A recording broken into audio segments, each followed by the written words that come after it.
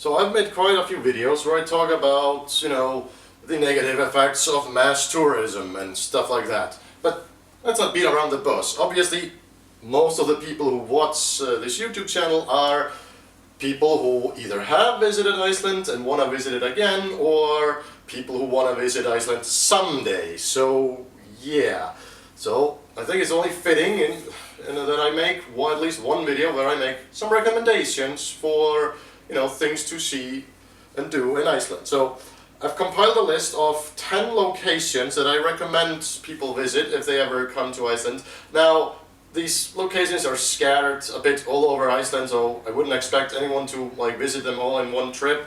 And also, obviously, I very deliberately picked places that are not very well known, just places that I have visited that, I thought were really nice, very cool, and yeah, so you won't see any geysir or skógarfoss or stuff like that, because I'm assuming that you all know about those places already. So these are going to be my personal travel recommendations. Now, I've divided them into two categories. So 5 places that are settlements, man-made things, stuff like that, and then 5 which are natural wonders. So anyway, let's just dig right in. Let's start out with the settlements, and first thing on my list of recommendations is Bursafell, which is near the village Vopnafjörður. Now, Bursafell is a turf farm. There are several of those around Iceland, but I especially recommend Bursafell because the houses there were first constructed in the late 18th century, 1780 something, thereabouts, 1770 something maybe, and this farm was continuously lived on for about 2 centuries, so people still lived there in the early 1960s. And it's preserved very well, but you can see that you come into one chamber room and it looks very, very much 17th century, but then as you move throughout the rooms, you can see how it slowly but surely gets ever so more modern, ending with what is basically a normal 1950s era kitchen. But yeah, just to be noted, not all the house is made of turf. You can also see how the house sort of slowly converts into a more wooden structure. So I think that's quite interesting to see, how things evolved over this era. But yeah, Bursafell, highly recommended. You should check that out. Number 2 on the list would be the cathedral at Hólar. Construction finished in around the year 1763, making it one of the oldest existing stone structures in Iceland. Churches have been located at Hólar throughout the centuries, and actually this Hólar was also the site of Iceland's last Catholic bishop during the Reformation era. And there is some artwork in this church that dates back to the Catholic era, from the Middle Ages. For example, there's a very cool altaristafla, I don't know what it's called in English.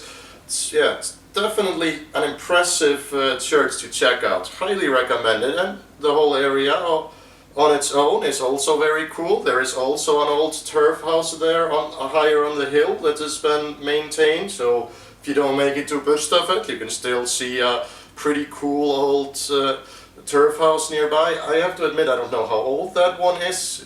I think it's younger than the one at Bursafell, but hey, so you can see a turf house and a very cool old, by Icelandic standards, church.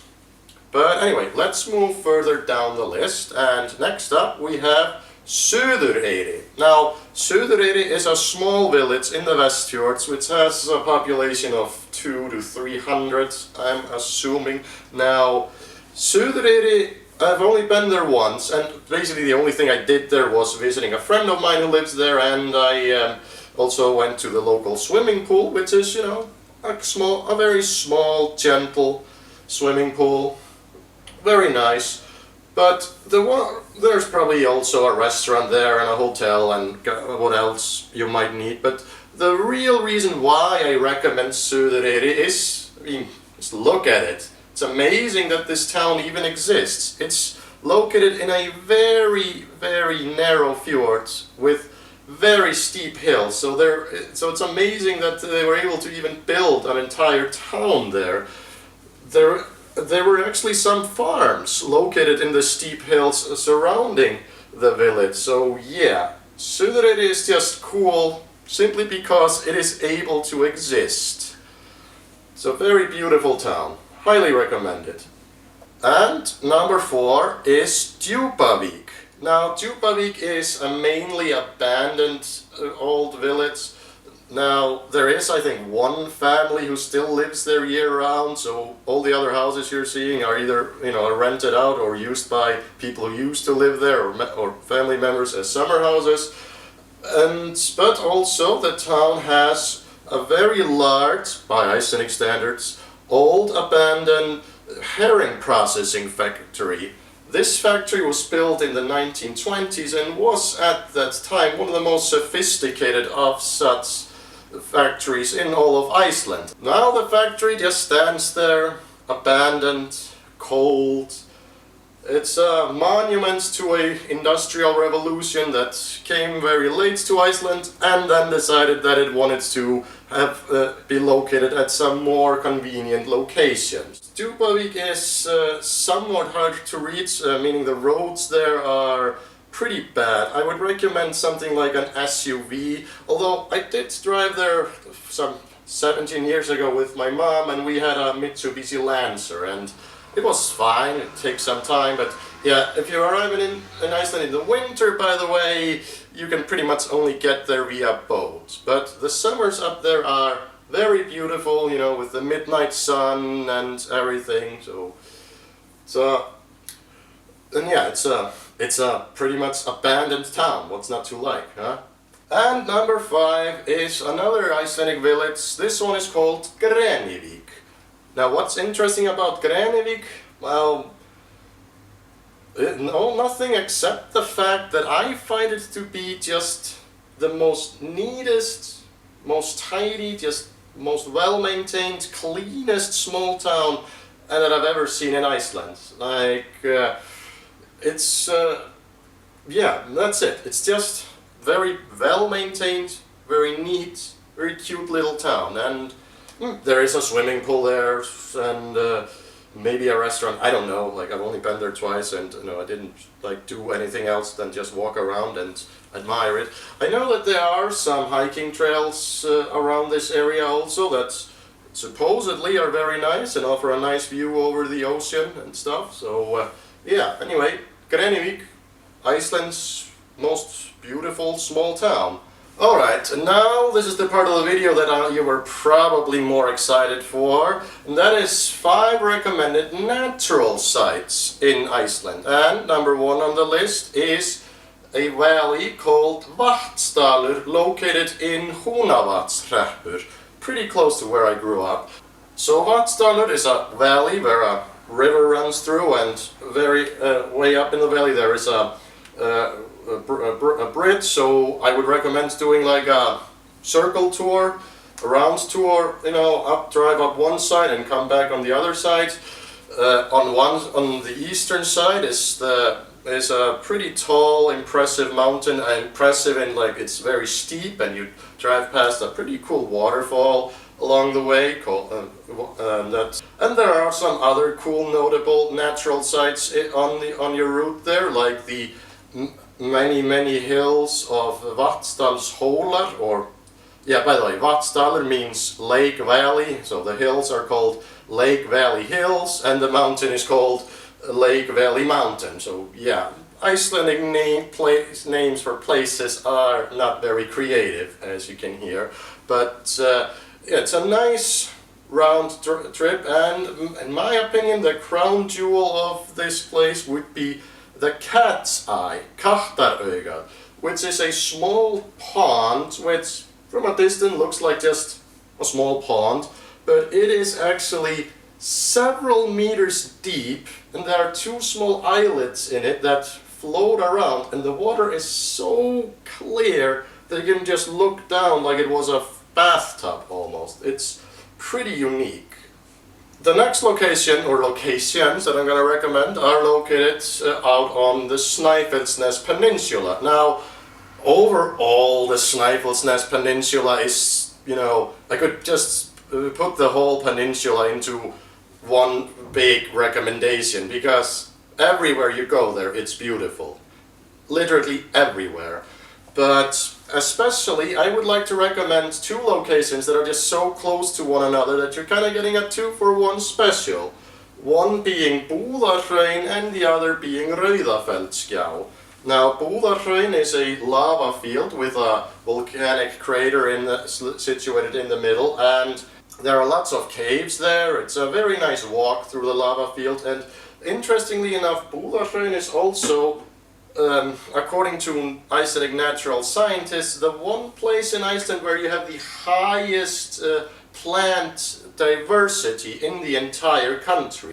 That's pretty interesting. There are some plants there that can be found nowhere else in the entire country, which is pretty astonishing. So if you're into fauna, you can spend weeks there, and just discover new things. It's amazing. And the nearby Rauðafellsgjá is a very, very narrow canyon that's basically like a crack into the mountain. And I mean, look at it, for fuck's sake. It's as soon as you walk into the canyon, it's like walking into a cave, basically, or into a mountain. Often you'll look up and be unable to see the sky above you. There are quite a few tourists who visit both of these places, and I'd say Rauðafellsgjá is a location where the many tourists who go there actually compliment just how cool it is, because once you're in this canyon at various locations, you'll actually have to it's like a narrow hallway, and the people coming from the other direction or returning, or if you're returning, need to pass by. It's pretty cool. Next on the list is Stóraurð. Now, I haven't been to Stóraurð since I was this tall, and back then almost no tourists ever came there. And still, as far as I know, not that many tourists visit it, but I know overall there are not many tourists than there were back in 2002. So when I went there, in a small group of relatives 20 years ago, we were basically all alone on the entire area.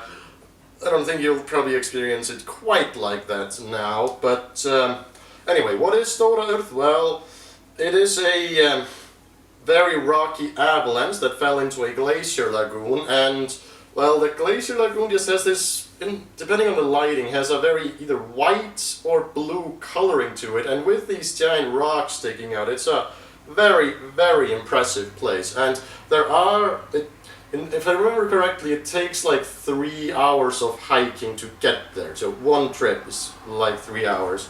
There are various hiking trails around the area, and the whole area, Dyrfjöll, is just in and of itself just a very cool mountainous area. We have several small glaciers and small glacier rivers, rock formations, líparít. It's very good. I would just overall recommend the whole Dyrfjöll area, but Stóraurð in particular. And then there is Fuglabjargarnes. Now, I'm sure a lot of people, when seeing pictures of cool places in Iceland, have seen a picture of this particular rock here, Hvítserkur, which is conveniently located not too far from where I grew up. And Hvítserkur is cool. But you know what's even cooler? If there were several Hvítserkur just hanging around together. And that is basically Fuglabjargarnes. It's an entire small family of freestanding ocean rocks just right off the coast, just few dozen meters away from the cliffs where you'll be standing on. It takes about an hour to walk there from the road, and now I went there in the middle of the pandemic, so obviously there were no tourists then, but I don't think this place gets a lot of visits from tourists even at peak season minus a pandemic, so you'll probably be able to enjoy this place relatively peacefully. And also, it's an ocean cliff, so there'll be plenty of bird life around, nature. It's very, very nice. I don't know if you can see it, but there's a baby seagull on that ledge there. But, you know, it won't move, so... Probably won't move because it thinks I can't see it. Yeah, there it is. Of course, you cannot make a recommended destination video about Iceland without talking about at least one waterfall. And so I have selected Ófærufoss. Now, Ófærufoss is not the tallest waterfall in Iceland or anything like that, but it's... yeah, look at it. It's amazing. Now, I have to say with a certain degree of sadness that this location used to be even cooler, because there used to be a natural stone bridge right in front of the waterfall where you could like walk over on a natural stone bridge, get even close, like with a waterfall beneath you and a waterfall above you. Sadly, this thing collapsed in the mid-1990s. However, it is actually featured in a Icelandic Viking film that was made in the 1980s. So at least it can live on there in our hearts in the movie In the Shadow of the Raven, which I have sadly not yet seen. However, I have seen the first film and its sequel, and these are very good films that I recommend. This video went off topic. Anyway, in order to get to Ófærufoss, you need to walk, I think it was like half an hour through a pretty narrow canyon, which actually used to be like not like a volcanic crater, but like a volcanic earthly split where lava came out. You know, sometimes they're in craters, sometimes they're just like cracks that open, lava comes out, and you know, when I say cracks, I mean like canyon-sized cracks. And this is, so you'll be walking through, yeah, this crack with the river flowing next to you the whole way, and ending at this very scenic, impressive waterfall. Very nice walk, very nice waterfall. Of course, this is located in the general Veiðivatna area or around Landmannalaugar, and that whole area in and of itself is just, you know, there's stuff to see and do there in every which direction you look, so it's amazing. You'll of course need a 4x4 drive vehicle to get there, and I'd say has to be at least an SUV if you want to make it there comfortably. And yes, that's maybe something you should keep in mind in general when traveling around Iceland and want to see some natural sights, is to check out in advance how the roads are to each location. Well, there are of course asphalted roads over most of Iceland, however, nature doesn't care whether or not it's accessible or not, so there will be some pretty beautiful, incredible locations that can only be accessed on foot, via horse, or driving a very bad dirt road. So plan ahead. That's the lesson for today. Anyway, I hope you found this video interesting, and if you come to Iceland, I hope you will enjoy yourselves and, you know, don't leave a mess, you know, pick up your litter and all of that good stuff, you know, respect nature. And respect the locals too. And like and subscribe.